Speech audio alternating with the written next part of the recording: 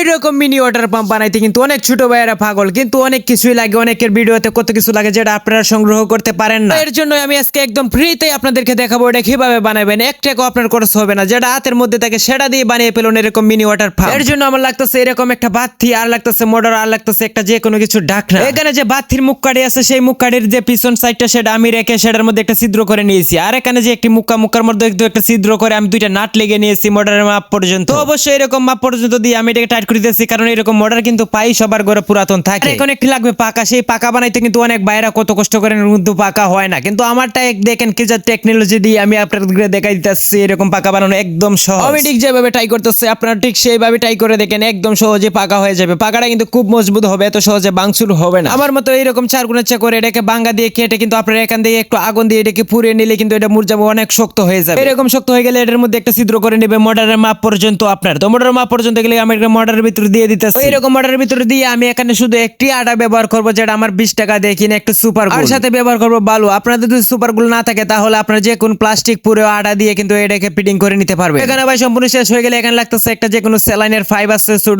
বাচ্চাদের খাওয়া সিরিজ, সেগুলোর ফাইভ দিয়ে কিন্তু আমি এই জায়গার মাঝে একটি ফাইভ বানিয়ে নিয়েছি। আমার কোনো এখন 1 টাকা খরচ হইতেছে না, দিয়ে কিন্তু আমি একটু সুপার গুল আটা লাগিয়ে একটু বালু লাগিয়ে দিলাম। তারপর দেখতে পাচ্ছেন লোহার থেকে কিন্তু এটা শক্ত হয়ে গেছে। প্রায় দেখতে পাচ্ছেন আমি পাকাও লাগাই নিয়েছি, ডাকনাও লাগাই নিয়েছি, বাতি আর একটি মুখা দিয়ে। তো এখানে ফাইভের বদলে আমি একটি বোতল লাগিয়ে দিতেছি, কারণ সবার কাছে তো ফাইভ থাকে না, তার জন্য এগুলো দিয়ে আপনারা ট্রাই করে দেখতে পারেন, অবশ্যই 100% হবে। তো এগুলো লাগানোর পর আমার সম্পূর্ণ লাগানো শেষ। এখানে আমি একটু প্লাস্টিক পুরো আটা দিয়ে দিতেছি, আটার সাথে আমি একটু সুপার গুলো লাগিয়ে নিয়েছি। তো দেখতে পাচ্ছেন ভাই আমার সম্পূর্ণ বানানো শেষ। এখন আমি চলে এসেছি আমাদের সেই ছোট্ট একটি পুকুরের মধ্যে। এটাকে এখন আমি ঘুরিয়ে দেখাবো। আপনারা তো প্রথমেই দেখছেন এটা কিভাবে পানি উঠে। আমি যখনই পানির ভিতরে দিয়ে এটা লাইনটি দিই, কত স্পিডে কিন্তু পানি উঠতেছে। এরকম স্পিডে বললে দুজি আমারটা একদিন লাগে, আমার মনে হয় এই পুকুরটি শুকিয়ে যাবে। আর আমার বলতে কি যে সোলারটি রয়েছে, সেই সোলারটির পাওয়ার কিন্তু কম, তার জন্য পানির স্পিড নেই। আপনারা ভালো ব্যাটারি দুজি ব্যবহার করেন, তার জন্য কিন্তু পানির স্পিড, মোটর স্পিড এগুলো কিন্তু আরো অনেক স্পিডে পানি বের হবে। আপনাদের মোটরের উপরে কিন্তু এটা যা চাই, আপনারা যদি ভালো মোটর ব্যবহার করেন তাহলে কিন্তু এটা স্পিডও বাড়বে। তো আপনারা যেরকম আছে সে টেক সেরকমই বানিয়ে নিতে পারেন একদম ফ্রিতে। এখানে কিন্তু আমার 1 টাকাও খরচ করতে হইতেছে না। কেমন লাগলো আমার ভিডিওটা অবশ্যই কমেন্ট বক্সে জানাবেন। তো ধন্যবাদ সবাইকে মনোযোগ দিয়ে আমার ভিডিওটি দেখার জন্য।